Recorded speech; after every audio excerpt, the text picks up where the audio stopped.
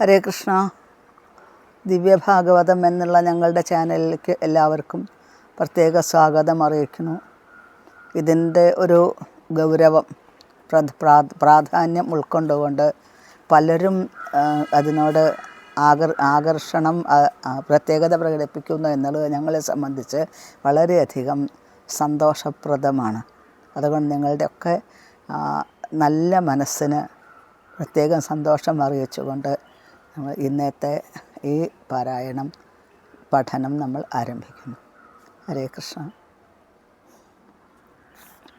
ഓം അജ്ഞാനതിമിരാന്ധസ്യ ജ്ഞാനാഞ്ജനാശലാകയാ ചക്ഷുരുന്മീലിതം യേന തസ്മൈ ശ്രീഗുരവേ നമഃ.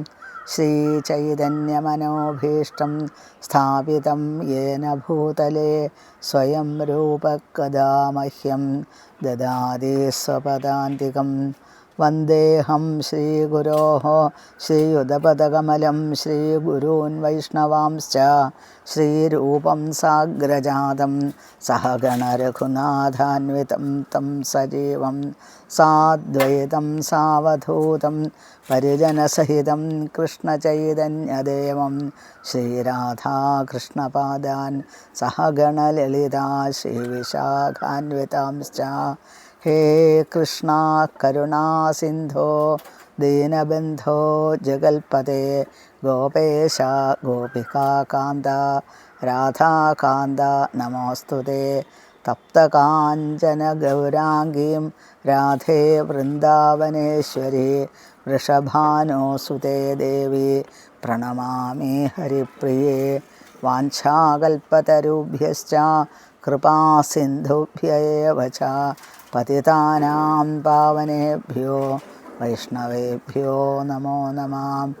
ജന്മാദ്യസ്യ യദോന്മയാദിതരതശ്ചാർത്ഥേഷ്വഭിജ്ഞസ്വരാൾ തേനേ ബ്രഹ്മഹൃദായ ആദികവയേ മുഹ്യന്തി യൽ സൂരയാ. തേജോ വാരിമൃതാം യഥാ വിനിമയോ യത്ര ത്രിസർഗോ മൃഷാ ധാംനാ സ്വേന സദാ നിരസ്തകുഹകം സത്യം പരം ധീമഹി. യസ്വാനുഭാവമഖിലശ്രുതിസാരമേകം അധ്യാത്മദീപമതിതിതീർഷതാം തമോന്ധം സംസാരിണാം കരുണയാഃ പുരാണഗുഹ്യം തം വ്യാസസൂനുമുപയാമി ഗുരും മുനീനാം. നാരായണം നമസ്കൃത്യ നരം ചൈവ നരോത്തമം ദേവീം സരസ്വതീം വ്യാസം തതോ ജയമുദീരയേൽ. പീതാംബരം കരവിരാജിതശംഖചക്രകൗമോദകീ സരസിജം കരുണാസമുദ്രം രാധാസഹായമതിസുന്ദരമന്ദഹാസം വാതാലയേശമനിശം ഹൃദി ഭാവയാമി. നമോ മഹാവദാന്യായ കൃഷ്ണപ്രേമപ്രദായതേ കൃഷ്ണായ കൃഷ്ണചൈതന്യ നാമ്നേ ഗൗരത്വിഷേ നമഃ. ഹരേ കൃഷ്ണ കൃഷ്ണ കൃഷ്ണ ഹരേ ഹരേ ഹരേ രാമ രാമ രാമ ഹരേ ഹരേ. നമ്മൾ പ്രഥമസ്കന്ധത്തിലെ 9-ാമത്തെ അധ്യായം ഭീഷ്മദേവൻ്റെ സ്തുതി, അതിൽ 42-ാമത്തെ ശ്ലോകം മുതൽക്കാണ് ഇന്ന് ആരംഭിക്കുന്നത്. ഭീഷ്മരുടെ ധ്യാന രൂപം എന്താണ്? വാസ്തവത്തിൽ പാർത്ഥസാരഥിയായിട്ടുള്ള ഭഗവാന്റെ ദിവ്യമായിട്ടുള്ള രൂപം. ആ ലീലകൾ ഭീഷ്മദേവനെ വളരെയധികം ആകർഷിക്കുന്നു. പിന്നെ രാസലീലാലോലനായിട്ടുള്ള ഭഗവാന്റെ ദിവ്യമായിട്ടുള്ള വൈഭവങ്ങൾ, ആ ഭാവം ഉൾക്കൊണ്ട ഗോപികമാരുടെ എന്തെന്നില്ലാത്ത ആ ഭക്തിയുടെ പരിശുദ്ധമായിട്ടുള്ള ഭാവം. പിന്നെ രാജസൂയ മഹായാഗത്തിൽ എഴുന്നള്ളിയിരിക്കുന്ന ഭഗവാന്റെ ദിവ്യമായിട്ടുള്ള പ്രഭാവം ഉൾക്കൊള്ളുന്ന അഗ്രാസന പൂജയിൽ അതിൽ എഴുന്നള്ളിയിരിക്കുന്ന ഭഗവാന്റെ രൂപം. ഇങ്ങനെ മൂന്ന് സംഭവങ്ങളാണ്, 3 ചിത്രങ്ങളാണ് ഭീഷ്മദേവൻ്റെ ഹൃദയത്തിൽ പൂർണ്ണമായിട്ടും ജ്വലിച്ചുകൊണ്ട് നിൽക്കുന്നത് എന്നാണ്. ഇനി ഈ ഭഗവാന്റെ ചൈതന്യം എവിടെയാണുള്ളത് എന്നതിന് കൃഷ്ണൻ എവിടെയാണെന്ന് ചോദിച്ചു കഴിഞ്ഞാൽ ഭീഷ്മദേവന് മറുപടി പെട്ടെന്ന് പറയാൻ സാധിക്കും. എന്താണ്? താമീമ മഹാമാജം 42-ാമത്തെ ശ്ലോകമാണ്. തമിമമഹമജം ശരീരഭാജാം ഹൃദി ഹൃദി ധിഷ്ഠിതമാത്മകൽപ്പിതാനാം പ്രതിദൃശമിവ നൈകഥാർക്കമേകം സമധിഗതോസ്മി വിധൂതഭേദമോഹ തം ഇമം അഹം അജം ശരീരഭാജാം ഹൃദി ഹൃദി ധിഷ്ഠിതം ആത്മകൽപ്പിതാനാം പ്രതിദൃശം ഇവ ന ഏകഥാ ന പ്രതിദൃശം ഇവ ന ഏകഥാ അർക്കം ഏകം സമധിഗതഃ അസ്മി വിധൂത ഭേദമോഹ. അതാണ് അതിൻ്റെ പദച്ഛേദം. അങ്ങനെയാണ്. അതായത് ഭീഷ്മദേവൻ പറയുന്നു, ഇപ്പോൾ ഞാൻ എൻ്റെ ആ ഭഗവാന്റെ ദിവ്യമായിട്ടുള്ള രൂപത്തിലേക്ക് എൻ്റെ പൂർണ്ണമായിട്ടുള്ള ഏകാഗ്രമായിട്ടുള്ള ബുദ്ധിയെ മനസ്സിനെ ലയിപ്പിക്കാനായിട്ട് ആഗ്രഹിക്കുന്നു. ശ്രീകൃഷ്ണ ഭഗവാൻ എൻ്റെ മുന്നിൽ മനോഹരമായിട്ടുള്ള രൂപത്തോടു കൂടി എഴുന്നള്ളി നിൽക്കുന്ന സമയത്ത് മറ്റുള്ള എല്ലാ വിധത്തിലുള്ള ഊഹാപോഹങ്ങൾ അതൊക്കെ എല്ലാം നിസ്സാരമായിട്ട് മാറുന്നു എന്നാണ്. ഇപ്പോൾ ഏതുപോലെ ഓരോ ഹൃദയത്തിലും സാന്നിധ്യം ചെയ്യുന്നത് സർവസ്വരാഹം ഹൃദയ സന്നിവിഷ്ട മത്തസ്മൃതി ജ്ഞാനം അപോഹനം ച എന്നാണ്. എല്ലാ ഹൃദയങ്ങളിലും ഭഗവാൻ നിത്യമായിട്ട്, ഭഗവാന്റെ ചൈതന്യം നിത്യമായിട്ട് സാന്നിധ്യം ചെയ്യുന്നു എന്നാണ്. അപ്പോൾ അങ്ങനെ ആ ഭഗവാൻ ഓരോ ഹൃദയത്തിലും സാന്നിധ്യം ചെയ്യുന്നുണ്ട്. ഏതുപോലെ എന്നാണെങ്കിൽ സൂര്യൻ അതിനെ ശ്രദ്ധിക്കുന്ന ഓരോരുത്തരുടെ ഹൃദയത്തിലും ഓരോരുത്തരുടെ കണ്ണുകൾ സൂര്യനെ കാണാൻ സാധിക്കും. എന്നാൽ സൂര്യൻ വേറെ ഉണ്ടോ? ഇല്ല, ഒരു സൂര്യനേ ഉള്ളൂ. ഇതേപോലെ അത് നോക്കുന്ന ആളുകളുടെ ആ ദർശനത്തിനനുസരിച്ച് സൂര്യൻ്റെ ആ അവസ്ഥകൾക്ക് വേറെ പല വിധത്തിലും കാണാൻ സാധിക്കും. അതിനെ ദർശിക്കുന്ന ആളുകളുടെ മനസ്സിൻ്റെ സംസ്കാരമനുസരിച്ച്. ഇതേപോലെ ആണ് ഭഗവാൻ ഓരോ ഹൃദയത്തിലും സാന്നിധ്യം ചെയ്യുന്നു. അതിനെ ഉൾക്കൊള്ളുന്ന ആളുകളുടെ സംസ്കാരം അനുസരിച്ച് വിവിധമായിട്ടുണ്ട് എന്ന് തോന്നുന്നു. വാസ്തവത്തിൽ ഒരേയൊരു ഭഗവാൻ മാത്രമാണുള്ളത് എന്നാണ് സൂചിപ്പിക്കുന്നത്. അങ്ങനെയുള്ള ആ ഭഗവാനെ, എൻ്റെ മുന്നിൽ നിൽക്കുന്ന ആ ദിവ്യമായ രൂപത്തോടു കൂടിയുള്ള ഭഗവാനെയും ഓരോ ഹൃദയത്തിലുള്ള സർവേശ്വരനായ ഭഗവാന്റെ അംശത്തിന്, അതും ഭഗവാൻ തന്നെയാണ്, രണ്ടും കൂടി ഒന്നിച്ച് ചേർത്ത് വെച്ചുകൊണ്ട് ഞാനിതാ ഭഗവാനെ നിരന്തരമായിട്ട് സ്മരിച്ചുകൊണ്ടിരിക്കുന്നു എന്നാണ്.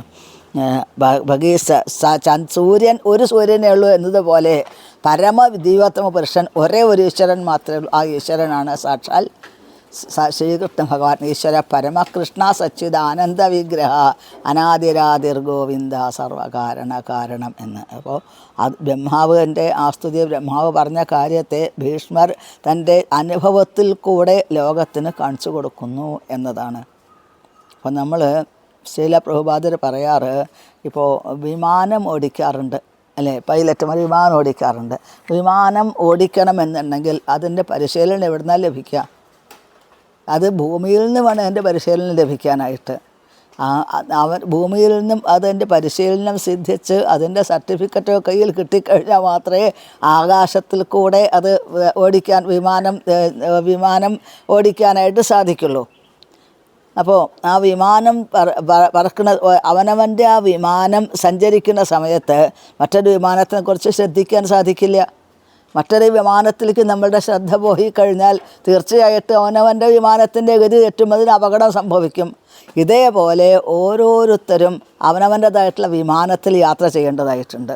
ഈ ശരീരം ഉപേക്ഷിച്ച് കഴിഞ്ഞാൽ അവനവൻ്റേതായിട്ടുള്ള ഒരു വാഹനത്തിൽ യാത്ര ചെയ്യേണ്ടതായിട്ടുണ്ട്.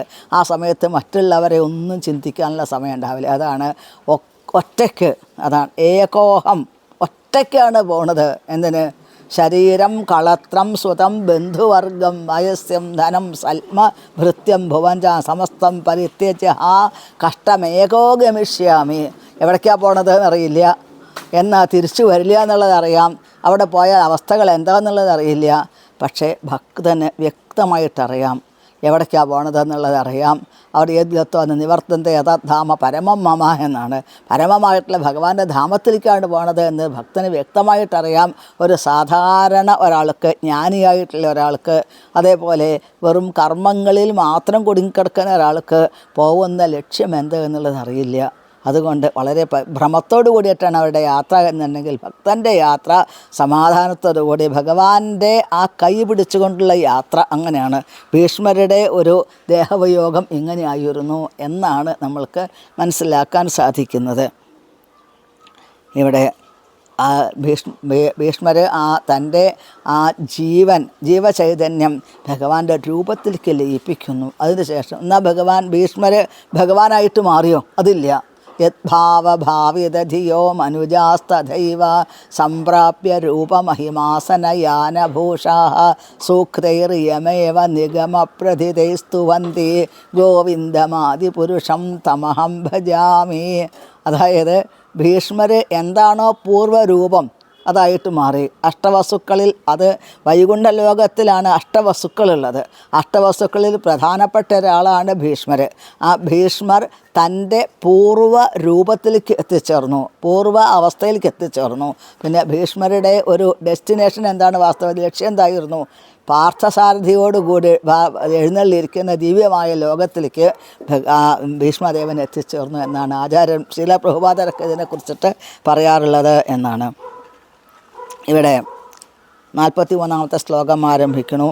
കൃഷ്ണയേവം ഭഗവതീം അനോവാഗ്ദൃഷ്ടിവൃത്തിഭി ആത്മന്യാത്മാനമാവേശ്യ സ്വന്തശ്വാസ ഉപാരമൽ. കൃഷ്ണ അതായത് കൃഷ്ണനിൽ ഇപ്രകാരം ഏവം ഭഗവതി മന വാക് ദൃഷ്ടി വൃത്തിഭി, മനസ്സ്, വാക്ക്, ദൃഷ്ടി, അതിൻ്റെ എല്ലാ പ്രവർത്തനങ്ങളും ഇതെല്ലാം ഭഗവാനിലേക്ക് സമർപ്പിച്ചുകൊണ്ട്, കൃഷ്ണനിലേക്ക് സമർപ്പിച്ചുകൊണ്ട് ആത്മനി ആത്മാനം ആവേശ്യ, അവനവൻ്റെ ആ ദിവ്യമായ മുമ്പിൽ നിൽക്കുന്ന ദിവ്യമായ രൂപത്തിലേക്ക് ആ മനസ്സിനെ ലയിപ്പിച്ചുകൊണ്ട്, അവനവനെ തന്നെ ലയിപ്പിച്ചുകൊണ്ട് സഹ അന്തശ്വാസ ഉപാരമൽ. ഭീഷ്മർ തൻ്റെ ആ അവസാനത്തെ ശ്വാസം അതും കൂടി ഭഗവാനിലേക്ക് സമർപ്പിക്കുന്നു എന്നാണ്. എല്ലാം ബ്രീത്തിങ് സ്റ്റോപ്പ് എന്നാണ് പറയുന്നത് ഭീഷ്മദേവൻ്റെ എന്നാണ്. അവിടെ ഭീഷ്മദേവൻ എങ്ങനെയാണ് ശരീരം ഉപേക്ഷിക്കുന്നത് ചോദിച്ചു കഴിഞ്ഞാൽ ഭഗവാന്റെ ദിവ്യമായിട്ടുള്ള രൂപത്തിനെ കണ്ടുകൊണ്ട് ഭഗവാൻ കൊതിച്ചിടുന്ന കൃഷ്ണനെ കണ്ടിട്ട് കുതിച്ചിടുന്നു ജീവനും അപ്പോഴേ. അതേപോലെയാണ് ഭീഷ്മരുടെ ദേഹത്യാഗം. അപ്പോൾ എങ്ങനെയാണ് മരിക്കേണ്ടത്? ഭീഷ്മദേവൻ ശരീരം ഉപേക്ഷിക്കുന്നത് പോലെ ഉപേക്ഷിക്കാൻ സാധിക്കണം എന്നാണ്. ഹിയറിങ് ആൻഡ് ചാൻറ്റിങ്, ഇതാണ് അതിന് മുഖ്യമായിട്ടുള്ള കാര്യം. ഭഗവാനെക്കുറിച്ചിട്ട് നിരന്തരം കേൾക്കുക, നിരന്തരം ഭഗവാനെ കീർത്തനം ചെയ്യുക. അങ്ങനെയാണെങ്കിൽ അവസാന ഘട്ടത്തിൽ നമ്മൾക്ക് അവശമായ അവസ്ഥ, ഭീഷ്മരെ പോലും സ്തുതിക്കാൻ നമ്മൾക്ക് സാധിക്കില്ല. അവശമായൊരു ഘട്ടം വരുന്ന സമയത്ത് തീർച്ചയായിട്ടും ഭഗവാൻ നമ്മളെ ഓർമ്മിപ്പിക്കും. അതിനുള്ള ശക്തി ഭഗവാൻ നമ്മൾക്ക് തരാതിരിക്കില്ല എന്നാണ് ആചാര്യന്മാർ അതിനെക്കുറിച്ചിട്ട് പറയാറുള്ളത് എന്നാണ്. ഭഗവാൻ നേരിട്ട് ആ സാന്നിധ്യം ചെയ്യുന്ന അതേ സമയത്ത് തന്നെ ഭീഷ്മർ ശരീരം ഉപേക്ഷിച്ചു. വെറും നമ്മളൊക്കെ സാധാരണ ആളുകൾ മരിച്ച് ജനിക്കാറുണ്ട്, പിന്നെ അവർ ശരീരത്തിൻ്റെ വിവിധമായ അവസ്ഥകളിൽ കൂടെ കടന്നു പോകാറുണ്ട്, അവസാനം മരിക്കാറുണ്ട്. എങ്ങനെയാണ് മരിക്കാറ്? വെറും വല്ല പൂച്ചയോ അല്ലെങ്കിൽ കാക്കയോ അല്ലെങ്കിൽ പന്നിയോ ഒക്കെ ജനിച്ച് മരിക്കുന്നത് പോലെ. അതിനാണോ ജീവിതം? അത് അങ്ങനെയല്ല. അപ്പോൾ ഹയ്യസ്റ്റ് ഗോൾ എന്നാണ് പറയണത്. ഈ ശരീരം തന്നാൽ എന്താണ്? ശരീരം കൊണ്ട് ഉന്നതമായിട്ടുള്ള ആത്മീയ തലത്തിലേക്ക് ഒരു ജീവൻ ഉയരണമെന്ന് ഭഗവാൻ ഉദ്ദേശിക്കുന്നു. ഭീഷ്മരുടേതായ ഏറ്റവും ഉന്നതമായിട്ടുള്ള ആധ്യാത്മിക തലത്തിലേക്ക് ഉയർന്നു കഴിഞ്ഞു എന്നാണ്. സമ്പദ്യമാനമാജ്ഞായ ഭീഷ്മം ബ്രഹ്മണി നിഷ്കളേ സർവേ ബഭൂവുസ്തേ തൂഷ്ണീം വയാംസീവദിനാത്യയേ. സമ്പദ്യമാനം അതായത് ഭഗവാനിലേക്ക് ഈ ഭീഷ്മരുടെ ആ ജീവൻ ലയിച്ച് ചേർന്ന സമയത്ത് ഭീഷ്മം ബ്രഹ്മണി നിഷ്കളി. ഇവിടെ ബ്രഹ്മ എന്താണ്? ശ്രീകൃഷ്ണ ഭഗവാനെ പറയുന്നത്. ബ്രഹ്മം എന്ന് പറഞ്ഞാൽ ശ്രീകൃഷ്ണ ഭഗവാനിലേക്ക് നിഷ്കളയെ ഭഗവാനിലേക്ക് അതായത് നിഷ്കളയെന്ന് പറഞ്ഞാൽ എന്താണ്? അൺലിമിറ്റഡ് എന്നാണ് പറയണത്. ഭഗവാൻ അനന്തമായിട്ടുള്ള പ്രഭാവമുള്ള ഭഗവാനിലേക്ക് ഭീഷ്മരുടെ ആ ജീവൻ ലയിച്ചു ചേർന്ന സമയത്ത് സർവേ ബഭൂവു എല്ലാവരും തൂഷ്ണിം എല്ലാവരും മൗനമായി നിന്നു. വയാംസീവ ദിനാത്യയെ. എങ്ങനെയാണ് ചോദിച്ചു കഴിഞ്ഞാൽ സന്ധ്യാസമയത്ത് പക്ഷികളൊക്കെ ആകാശത്തിൽ കൂടെ പറന്നു പോകുന്ന സമയത്ത് അവർ ആ കൂട്ടിലെത്തുന്നതിന് തൊട്ട് മുമ്പായിട്ട് ഒരു മൂകത അന്തരീക്ഷത്തിലുണ്ടാവാറുണ്ട്. ഇതേപോലെ ഭീഷ്മരുടെ ജീവനാകുന്ന പക്ഷി ശ്രീകൃഷ്ണ ഭഗവാനാകുന്ന ദിവ്യമായിട്ടുള്ള ആ അഭയസ്ഥാനത്തിലേക്ക് എത്തുന്ന സമയത്ത് അല്പം ഒരു ശോകമൂകമായിട്ടുള്ള അവസ്ഥ അന്തരീക്ഷത്തിൽ പരന്നു എന്നാണ് ഇവിടെ സൂചിപ്പിക്കുന്നത്.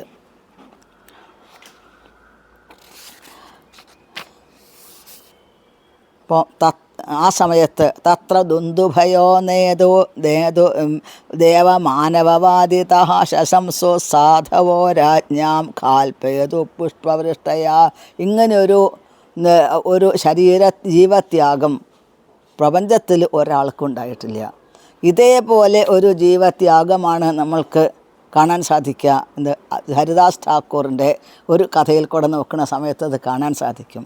ചൈതന്യ മഹാപ്രഭുവിനെ നേരിട്ട് കണ്ടുകൊണ്ട് അവിടുത്തെ ആ മുഖത്തേക്ക് നോക്കി ആ ഹരേ കൃഷ്ണ എന്നുള്ള മന്ത്രം ജപിച്ച് ആ പാദത്തിലേക്ക് നമസ്കരിച്ചു. പിന്നെ അവിടെ നിന്ന് എഴുന്നേറ്റില്ല. അപ്പോൾ ഈ ഭീഷ്മര് സ്വച്ഛന്ത മൃത്യു എന്ന് പറയില്ലേ, ആ ഹരിദാസ് ഠാക്കൂറിൻ്റെ ദിവ്യമായിട്ടുള്ള മഹിമകളെ ചൈതന്യ മഹാപ്രഭു പ്രകീർത്തിച്ചു കൊണ്ടിരിക്കുന്നു. എവിടെയാണ് പ്രകീർത്തിക്കുന്നത്? അന്നത്തെ ദിവസം മഹാപ്രഭു അനേകം ആളുകളെ, അതായത് ഭക്തന്മാരെ മുഴുവൻ വിളിച്ചു ചേർത്തു. അവിടെ വെച്ച് ഹരിദാസ് ഠാക്കൂറിന് ദിവ്യമായിട്ടുള്ള പ്രഭാവത്തിനെക്കുറിച്ച് മഹാപ്രഭു വളരെ പ്രശംസിച്ച് എത്രയോ സമയം സംസാരിക്കുന്നു. ഇങ്ങനെ സംസാരിക്കുന്നതിൻ്റെ ഇടയ്ക്ക് ഹരിദാസ് ഠാക്കൂർ ഭഗവാന്റെ പാദത്തിൻ്റെ അടുത്തിരുന്നു, മുട്ടുകുത്തിയിരുന്നു. എന്നിട്ട് മുഖത്തേക്ക് നോക്കി ആ ഭഗവാന്റെ തിരുനാമം ജപിച്ചുകൊണ്ട് ഹരേ കൃഷ്ണ കൃഷ്ണ കൃഷ്ണ ഹരേ ഹരേ, ഹരേ രാമ രാമ രാമ ഹരേ ഹരേ എന്നുള്ള ഈ തിരുനാമം ജപിച്ചുകൊണ്ട് ഭഗവാന്റെ മുഖത്തേക്ക് നോക്കിക്കൊണ്ട് ആ രാധാകൃഷ്ണന്മാരുടെ പൂർണ്ണമായിട്ടുള്ള യുഗളരൂപത്തിനെ നേരിട്ട് കണ്ടുകൊണ്ട് ഹരിദാസ് ഠാക്കൂർ ഭഗവാന്റെ പാദത്തിലേക്ക് നമസ്കരിച്ചു. മഹാപ്രഭുവിന് എന്തൊന്നുമില്ലാത്ത അതായത് ഈ ലോകത്തിൽ നിധി നഷ്ടപ്പെട്ടു പോയി എന്നാണ് മഹാപ്രഭു ഹരിദാസ് ഠാക്കൂറിനെ കുറിച്ച് പറയുന്നത്. തിരുനാമാചാര്യൻ എന്നുള്ള ബഹുമതി കൊടുത്ത് അവിടുന്ന് ലോകം മുഴുവൻ ഇന്നും ഹരിദാസ് ഠാക്കൂറിനെ പ്രകീർത്തിച്ചു കൊണ്ടിരിക്കുന്നു, സ്മരിച്ചു കൊണ്ടിരിക്കുന്നു എന്നാണ്. ഭീഷ്മരുടെ അതേ അവസ്ഥ തന്നെയാണ് ഹരിദാസ് ഠാക്കൂറിന് വന്നു ചേർന്നത് എന്ന് ഗുരുനാഥന്മാർ അതിനെക്കുറിച്ച് പറയാറുണ്ട്. ആ സമയത്ത് ദുന്ദുഭയോ ദേവവാദ്യങ്ങൾ ഘോഷിച്ചു. ദേവമാനവവാദ്യത, ദേവന്മാരുടെയും മനുഷ്യരും ഉപയോഗിക്കുന്ന എല്ലാ വാദ്യ ഉപകരണങ്ങളും ഒന്നിച്ച് അവിടെ ശബ്ദിച്ചു. അവർ വളരെ സന്തോഷത്തോടുകൂടെ എല്ലാവരും ആ വാദ്യഘോഷങ്ങൾ ചെയ്തുകൊണ്ടിരിക്കുന്നു. ശംസു സാധവ, സജ്ജനങ്ങളായിട്ടുള്ള മഹർഷിമാരെല്ലാവരും പ്രകീർത്തിച്ചു ഭീഷ്മരുടെ ഒരു വൈഭവത്തിനെ കുറിച്ചിട്ട്. പിന്നെ രാജ്ഞാം, ദക്ഷിണ മഹാരാജാവിൻ്റെ ഭാഗ്യത്തിനെ കുറിച്ചിട്ടും അവിടെ പ്രകീർത്തിച്ചു കൊണ്ടിരിക്കുന്നു. കാൽ പേതു പുഷ്പവൃഷ്ടയ, ആകാശത്തിൽ നിന്നും വളരെ വിശേഷപ്പെട്ട പുഷ്പവൃഷ്ടി ഉണ്ടായി അവിടെ എന്നാണ്. അങ്ങനെ എത്രയോ ആളുകൾ നമ്മൾ മഹാഭാരത യുദ്ധക്കളത്തിൽ അക്ഷൗഹിണി സൈന്യങ്ങൾ എത്രയോ മഹാവീരന്മാരായിട്ടുള്ളവർ മുഴുവൻ ശരീരം ഉപേക്ഷിച്ചിട്ടുണ്ട്. പക്ഷേ ഭീഷ്മരുടെ ഒരു മുക്തി അതേപോലെ ഈ പ്രപഞ്ചത്തിൽ ആർക്കും ഭാഗ്യം ഉണ്ടായിട്ടില്ല. അതായത് 3 ലോകങ്ങളിലുള്ള സജ്ജനങ്ങൾ മുഴുവൻ പ്രകീർത്തിച്ചുകൊണ്ട് പുഷ്പവൃഷ്ടി ചെയ്തുകൊണ്ട് പിന്നെ അനേകം, അതായത് മനുഷ്യരുടെയും ഗന്ധർവന്മാരുടെയും ദേവന്മാരുടെയും വാദ്യ ഉപകരണങ്ങൾ ഒന്നിച്ച് പ്രകീർത്തിച്ചു കൊണ്ടിരിക്കുന്നു അവിടുത്തെ മഹിമ. പിന്നെ പുഷ്പവൃഷ്ടി ചെയ്തുകൊണ്ടിരിക്കുന്നു. ആ സമയത്ത് ആ ശരീരം ഉപേക്ഷിക്കുന്ന സമയത്ത് അത്ഭുതങ്ങൾ പലതും സംഭവിച്ചു. ഒരു പരമ ദിവ്യോത്തമനായിട്ടുള്ള ഭക്തൻ്റെ അവസ്ഥ ഇതാണ് എന്നിവിടെ കാണിച്ചു തരുന്നു. 46-ാമത്തെ ശ്ലോകം. തസ്യ നിർഹരണാദീനി സംഭരേതസ്യ ദുഃഖിതായുധിഷ്ഠിര സംഭരേതസ്യ ഭാർഗവായുധിഷ്ഠിര കാരയിത്വാ മുഹൂർത്തം ദുഃഖിതോ ഭവൽ. തസ്യ നിർഹരണാദീനി, നിർഹരണം എന്ന് പറഞ്ഞാൽ അവിടുത്തെ ശേഷക്രിയകൾ, അവിടുത്തെ സംസ്കാരങ്ങൾ, പ്രേത സംസ്കാരങ്ങളൊക്കെ ഉണ്ടല്ലോ, അതെല്ലാം സംഭരേതസ്യ ഭാർഗവ, അല്ലയോ ഭൃഗു മഹർഷിയിൽ ഭൃഗു വംശത്തിൽ വന്നിട്ടുള്ള ആ ശൗനകമുനി, ഇവിടെ സൂതൻ ശൗനകാദി മഹർഷിമാരോട് പറയുന്ന ഒരു മറുപടിയാണ് ഇവിടെ കാണാൻ സാധിക്കുന്നത് എന്നാണ്. യുധിഷ്ഠിര മഹാരാജാവ് എല്ലാം വേണ്ട വിധത്തിൽ ഒരു നിമിഷം ദുഃഖത്തോടു കൂടി നിന്നു. പിന്നെ തൻ്റെ കടമ ബോധ്യപ്പെട്ടു. ഇപ്പോൾ ഭീഷ്മദേവൻ്റെ ആ അവസാന ചടങ്ങുകളെല്ലാം യുധിഷ്ഠിര മഹാരാജാവ് വളരെ ഭംഗിയായിട്ട് ചെയ്ത് തീർത്തു എന്നാണ് ഇവിടെ സൂചിപ്പിക്കുന്നത്. തസ്യ നിർഹരണാദീനി സംഭരേതസ്യ ഭാർഗവ യുധിഷ്ഠിര കാരയിത്വ മുഹൂർത്തം ദുഃഖിത അഭവൽ. തുഷ്ടവോർമനയോ ഹൃഷ്ടാ കൃഷ്ണം തൽ ഗുഹ്യനാമഭി തതസ്തേ കൃഷ്ണഹൃദയാ സ്വാശ്രമാൻ പ്രയയോ പുനാം. തുഷ്ടുവുഃ മുനയഃ ഹൃഷ്ടാഃ കൃഷ്ണം തദ് ഗുഹ്യനാമഭി തതഃ തേ കൃഷ്ണഹൃദയാഃ സ്വാശ്രമാൻ പ്രയയോ പുനഃ. അതായത് തുഷ്ടുവോ സ്തുതിച്ചു. ആര്? മുനയഃ മഹർഷിമാർ സ്തുതിക്കുന്നു. ഹൃഷ്ടാഹ വളരെ ആനന്ദത്തോടു കൂടി ആ മഹർഷിമാരെല്ലാവരും സ്തുതിച്ചു കൊണ്ടിരിക്കുന്നു. എങ്ങനെ? കൃഷ്ണം തദ് ഗുഹ്യനാമഭി ഭഗവാന്റെ വളരെ പരമരഹസ്യമായിട്ടുള്ള ഗൂഢമായിട്ടുള്ള ഭഗവാന്റെ നാമങ്ങൾ ഉദ്ഘോഷിച്ചുകൊണ്ട് മഹർഷിമാർ ഭഗവാനെ സ്തുതിച്ചു കൊണ്ടിരിക്കുന്നു.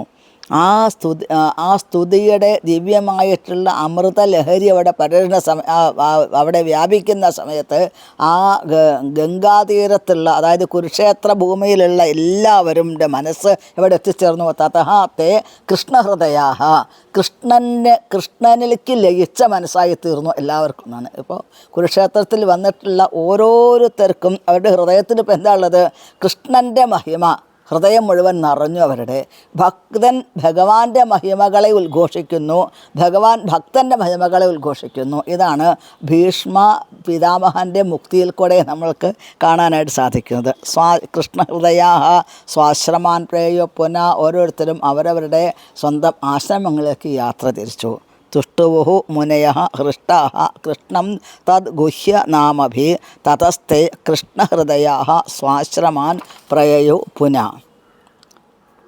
തതോ യുധിഷ്ഠിരോ ഗത്വാ സഹ കൃഷ്ണോ ഗജാഹ്വയം പിതരം സാന്ത്വയാമാസ ഗാന്ധാരീം ച തപസ്വിനീം. തതഃ യുധിഷ്ഠിരഃ ഗത്വാ സഹ കൃഷ്ണഃ ഗജാഹ്വയം പിതരം സാന്ത്വയാമാസ ഗാന്ധാരീം ച തപസ്വിനീം. തഥ അതിനുശേഷം യുധിഷ്ഠിര മഹാരാജാവ് സഹ കൃഷ്ണോ ഭഗവാനോട് കൂടി, അല്ലാണ്ട് ഭഗവാൻ കൂടെ ഇല്ലാതെ അവർക്കൊന്നും പ്രവർത്തിക്കാൻ സാധിക്കില്ല പാണ്ഡവന്മാർക്ക് എന്നാണ്.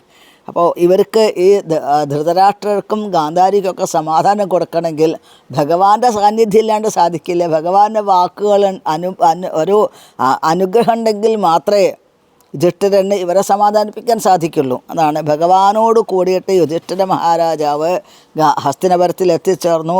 പിതരം സാന്ത്വയാമാസ അച്ഛനമ്മമാരെ ഗാന്ധാരിയെയും ധൃതരാഷ്ട്രയെയും സാന്ത്വനിപ്പിച്ചു എന്നാണ്. ഗാന്ധാരിയും തപസ്വിനിയാണ് ഗാന്ധാരി എന്നാണ്.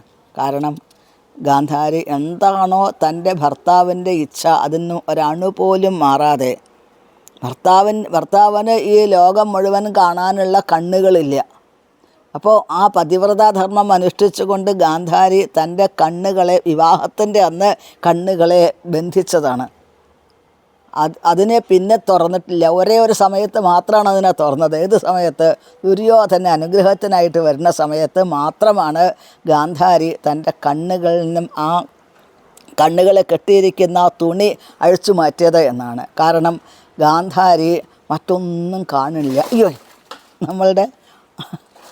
നമ്മളുടെ കണ്ണുകളാണ് ഏറ്റവും വലിയ അപകടം എന്നാണ് പറയണത്. കണ്ണുകൾ അനാവശ്യമായി പല വഴിക്കും സഞ്ചരിക്കുന്നു. അപ്പോൾ ആ ദൃഷ്ടി ഏകാഗ്രമായിട്ടൊരു സ്ഥലത്ത് എത്തിച്ചേരണം എന്നാണ്. ഗാന്ധാരിക്ക് ഏകാഗ്രമായൊരു എന്താണ്? പതിവ്രത എന്നുള്ള സ്ഥാനമാണ് ഗാന്ധാരിക്ക്.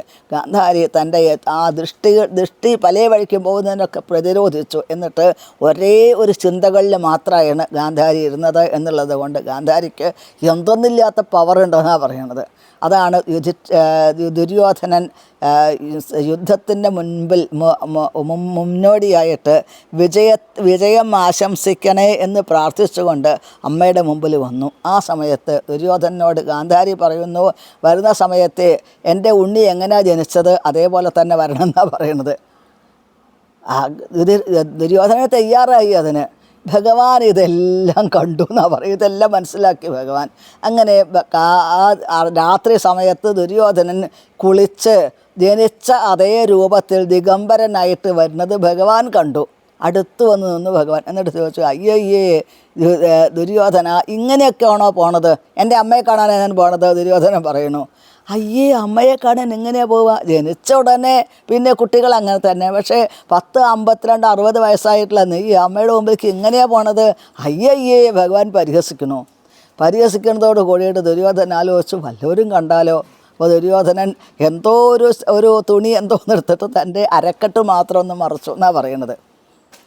ഭീമസേനൻ തൻ്റെ 1000 ഭാരം ഇരുമ്പ് കൊണ്ടുള്ള ഗത കൊണ്ട് ദുര്യോധനൻ്റെ ശിരസിൽ അടിക്കണ സമയത്തും അതേപോലെ ഒരു അണുപോലും അവന് വേദന വരണില്ല ദുര്യോധനന്. അതിങ്ങനെ ഗത ഇങ്ങനെ തെറിച്ചു പോവുകയാണ്.